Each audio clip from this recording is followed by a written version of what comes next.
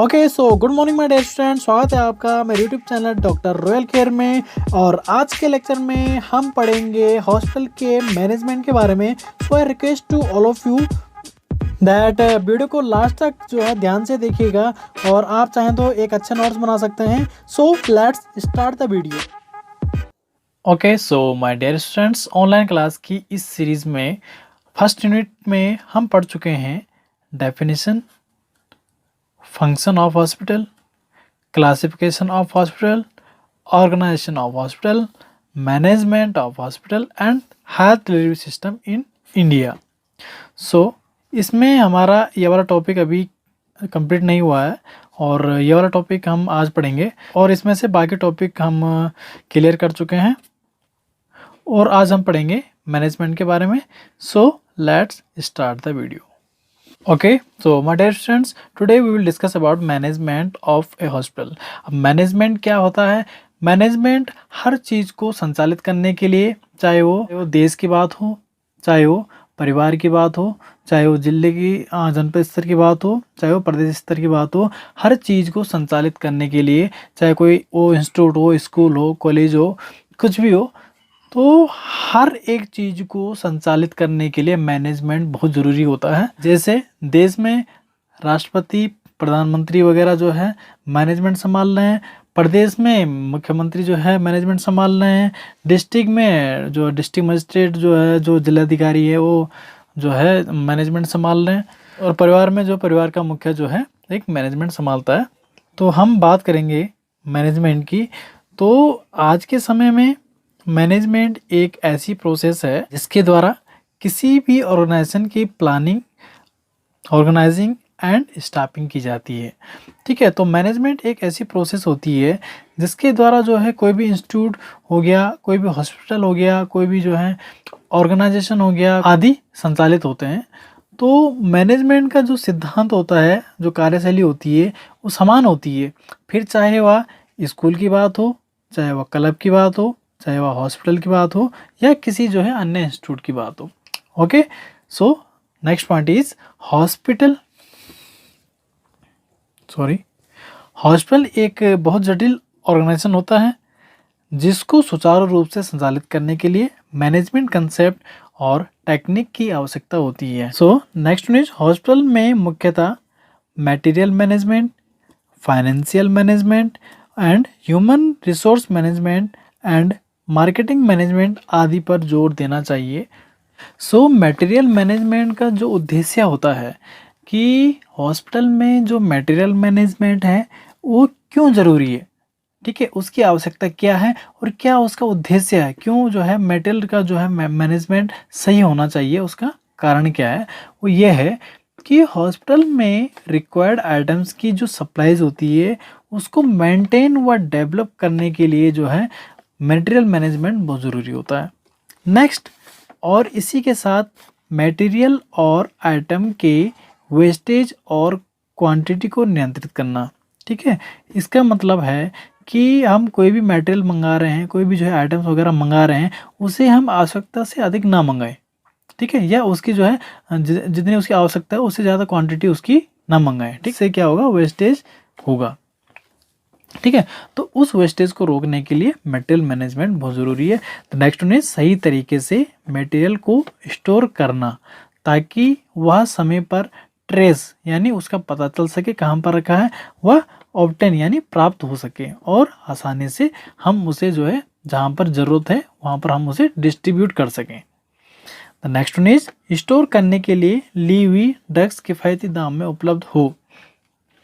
Material management में क्या होता है, हमने कोई भी जो है हमने ड्रग लेनी है, ठीक है, तो जो है अलग अलग कंपनी की जो है अलग अलग ड्रग्स होती हैं, तो उसमें हम जो है कंपैरिजन देखेंगे, उनकी जो है क्वालिटी देखेंगे, उनकी जो है एक्यूरेसी देखेंगे, उसके आधार पर जो है हम रेट के आधार पर, उसके आधार पर हम जो है उसे ड्रग को सेलेक्ट करेंगे। Okay, and the next is store management. Material management के बाद है सेकंड वन जो इम्पोर्टेंट होता है हॉस्पिटल में, वो होता है स्टोर मैनेजमेंट। अब स्टोर मैनेजमेंट में क्या है कि जो इसका जो कार्य होता है वो मटेरियल को रिसीव करना यानी प्राप्त करना और उस मटेरियल को स्टोर करना और उस मटेरियल को जो है इश्यू करना होता है। ठीक है, and the next one is hospital material के लिए अधिक लागत की आवश्यकता होती है, इसलिए ज़रूरी है कि मटेरियल की एक्यूरेसी, सेफ्टी और प्रिवेंशन का ध्यान रखा जाए। तो जैसे कि इसमें आपने देखा है कि हॉस्पिटल का जो मटेरियल होता है उसकी जो हॉस्पिटल में आपने देखा होगा कि जो बहुत जो महंगी महंगी मशीनें जो है होती है उपलब्ध होती हैं, बड़ी बड़ी मशीनें उपलब्ध होती हैं, तो इसलिए जो है उनका जो प्रिवेंशन और उनका जो ध्यान रखना जो है बहुत ज़रूरी होता है, जिसके लिए कि जो है स्टोर मैनेजमेंट बहुत ज़रूरी है।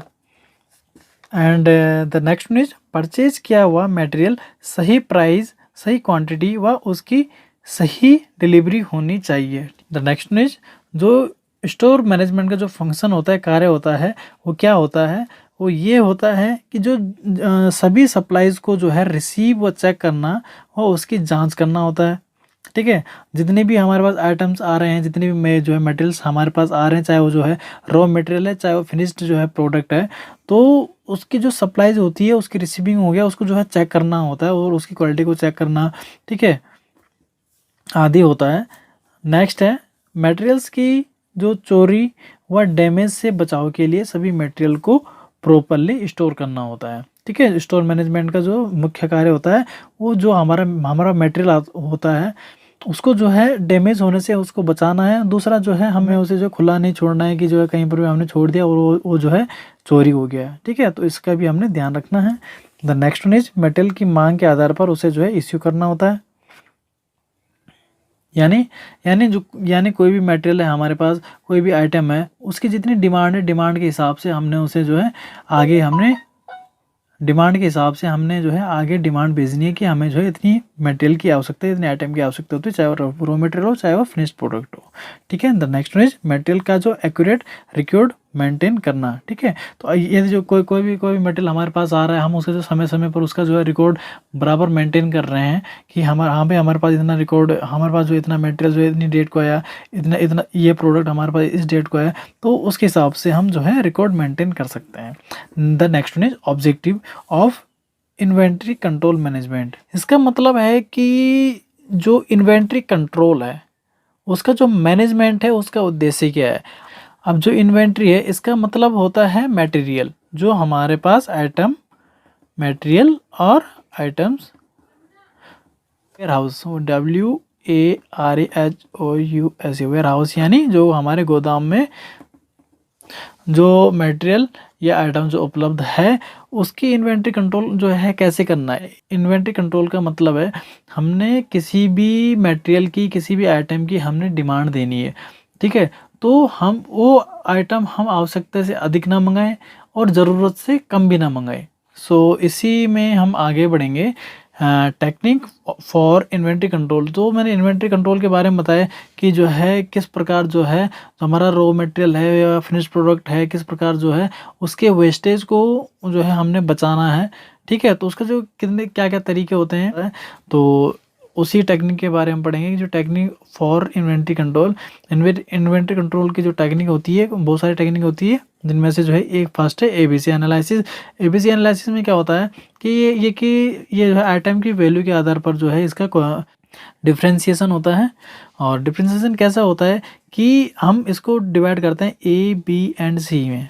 ठीक है, A, B एंड C में हम इसको डिवाइड करेंगे, तो जो A वाला प्रोडक्ट है हमारा, तो इस कैटेगरी में जो मेजर इन्वेस्टमेंट जिस ऐसा प्रोडक्ट जिसमें जो है एक बड़ा इन्वेस्टमेंट हुआ है, ठीक है, तो जो बड़ा इन्वेस्टमेंट वाला जो रॉ मटेरियल होता है इसको हम इस कैटेगरी में रखते हैं। ठीक है, अब जैसे मैंने यहाँ पर मैंने इसको डिवाइड किया है यूनिट में और इन्वेस्टमेंट में। अब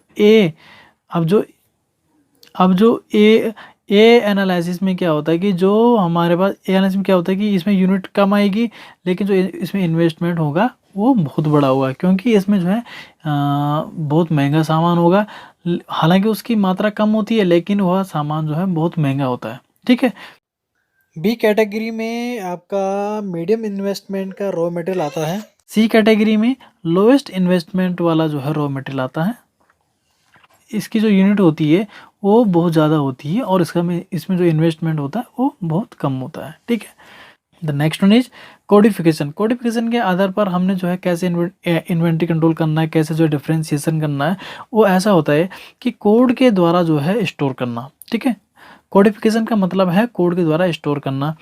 इसका जो है इसमें एक जो है लॉजिकल कोड के आधार पर जो है इसका डिफ्रेंसिएशन होता है। और जैसे कि अगर हम एग्जांपल के तौर पे बताएं, जैसे पैरासीटामोल टैबलेट है तो इसको हम पीटी भी लिख सकते हैं, PCMT यानी पैरासीटामोल टैबलेट ऐसे भी लिख सकते हैं यानी, और हम P500 भी लिख सकते हैं यानी पैरासीटामोल 500। ठीक है, अब इससे क्या होता है, ठीक है, अब इससे क्या होता है कि इससे एक तो हमारे जो है समय की बचत होती है, दूसरा हमें जो है आसानी से हम जो है ड्रग को पहचान सकते हैं, और दूसरा जो है एक क्या होता है कि जो है हम आसानी से जो है सीख सकते हैं। और जो कोडिफिकेशन का जो मेथड होता है, फर्स्ट होता है अल्फ़ाबेटिकल मेथड, सेकंड होता है mnemonic method, and third one is numerical method, fourth one is combination method.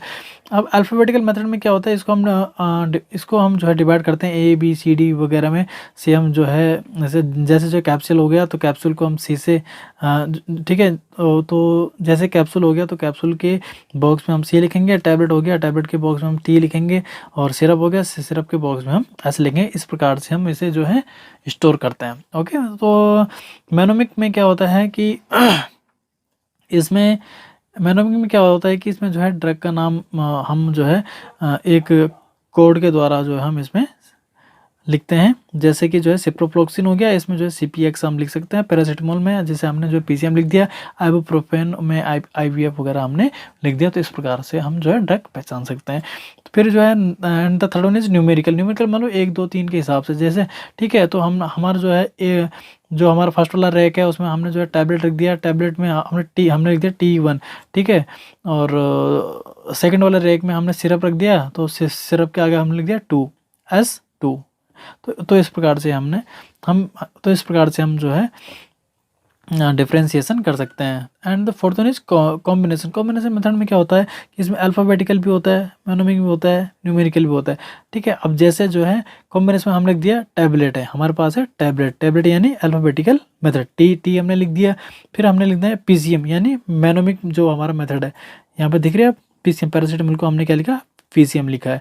तो तो यहाँ पर हमने क्या लिख दिया PCM, एंड न्यूमेरिकल यानी 500 हमने लिख दिया। ये होगा कॉम्बिनेशन मेथड हो गया, टैबलेट PCM 500 यानी 500 mg।